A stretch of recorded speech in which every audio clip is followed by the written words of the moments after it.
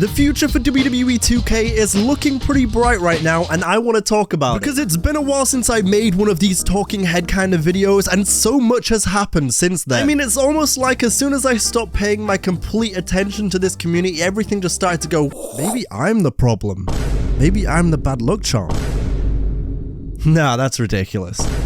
But one of my favorite things that has happened since I last made one of these videos and since the launch of WWE 2K23 is the running trend of free DLC in these games, because if you've been living under a rock or you just haven't been paying attention recently, WWE 2K went ahead alongside one of the recent DLC releases for this game. They also added in Mia Yim and Candice LeRae, and they basically just said, hey, this is going to be some free extra DLC. It'll have everything included, you know, renders, entrances, models, it's updated, go ahead, enjoy. And I think that is fantastic. It certainly isn't the first time that they've done this. They also did this last year with the MyGM update in 2K22 and the NXT 2.0 Arena. And in 2K's case, to defend them a little bit, they could quite easily have done what they've done in previous years, where it was just like, no, we don't do this kind of thing mid-year. You'll get them in 2K24. Just we're moving on. Here's a Snapchat filter. Hey, did you guys know that WWE 2K23 is now 67% off? You know, the kind of thing that they'd usually do, but the fact that we just got them is amazing. And of course, much like last year, I know some of you may want to be a bit pessimistic when it comes to this free DLC and just say,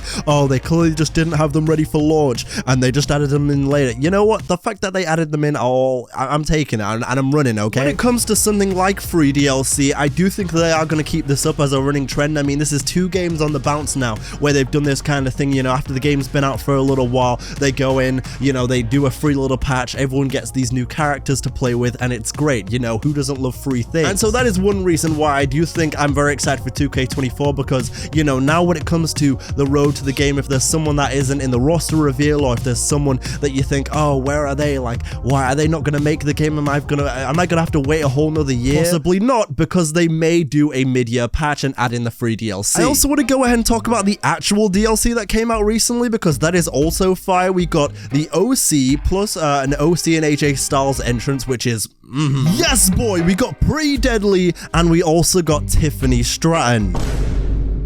If I speak, I am in big trouble. And I don't want to be in big trouble. All jokes aside, the DLC looks really good. Like, they are on a consistent track right now where the DLC looks great, and I'm really, you know, a big fan of everyone in this DLC. They all look great, they all play great. We also got a bunch of new moves in this DLC pack, which is fantastic as well. And it just kind of feels right now with WWE 2K23, and I'll talk about this a bit later, but they're on kind of a good trending track right now. Like, don't get me wrong, not everything's perfect with this game.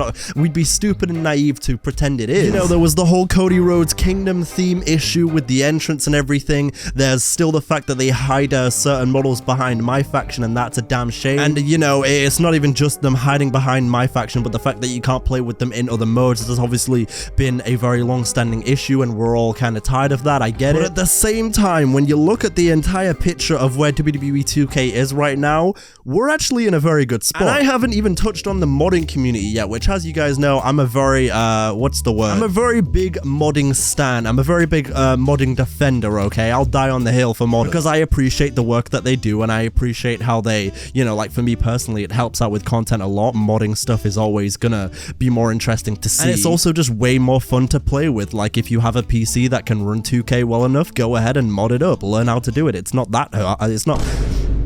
That was so ironic. It's not that hard. But the point is, it is not terribly difficult to learn how to mod, and there are so many talented modders out there right now that, like, you know, if you do have this game on PC, if you are playing 2K23 on PC, you're enjoying it right now, because more and more every day, there are models coming out, you know, for this game, like, that just look as if they were in the game, and they just look so damn good, as if they were made by the people making the game themselves, and it is so damn impressive and so exciting to see these mods coming out for this game, because obviously in 2K22 a year ago, we thought modding for these games was going to be a done thing. We found a way around that, and I say we again, I'm speaking on behalf of them. I obviously don't know how to do these things, but you know what I mean. We've come a long way, and you know, you've got mods looking amazing, you've got cores looking amazing. Like, it's been a while since I talked about, you know, all the talented core creators in this community, but the cores that people are making are still looking fantastic, because in 2K23 cores look better than ever. And I also heard recently, I couldn't specifically tell you what they patched or what they fixed, but apparently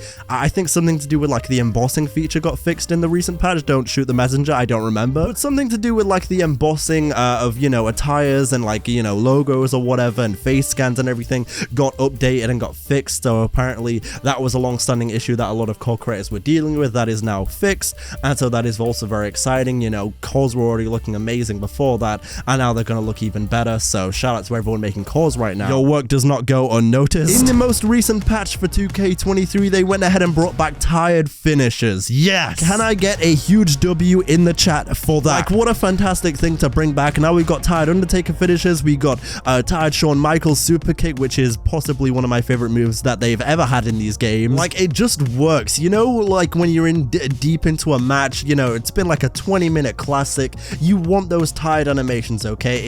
It makes it a little bit more realistic, the selling's a little bit more realistic, you know. Why shouldn't they be tired hitting their finishes after a long match? You don't want them to look fresh after that long. And so shout out to you guys for, you know, bringing those back in a patch. That's great to see. And if I could just go ahead and make an individual request. You know that move, that single underhook facebuster in the moveset? Could you go ahead and give me a tired animation for that?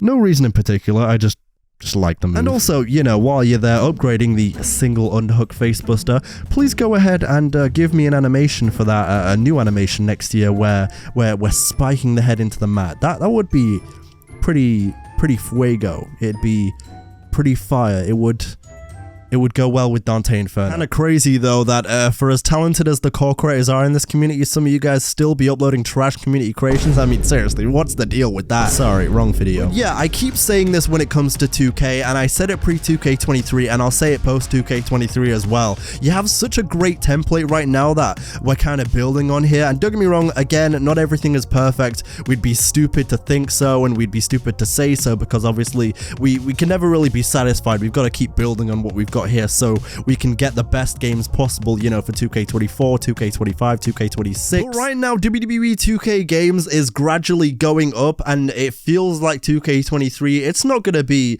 you know, considered the greatest game of all time. We'll leave that for SmackDown vs. Raw 2011.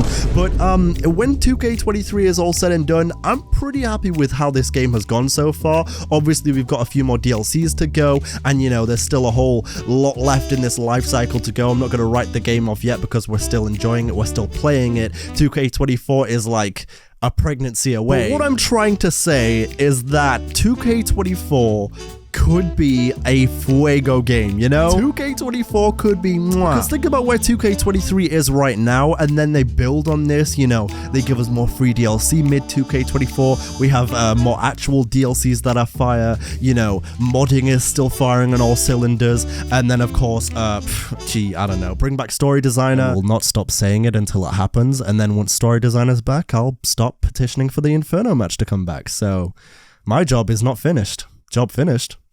I don't think so.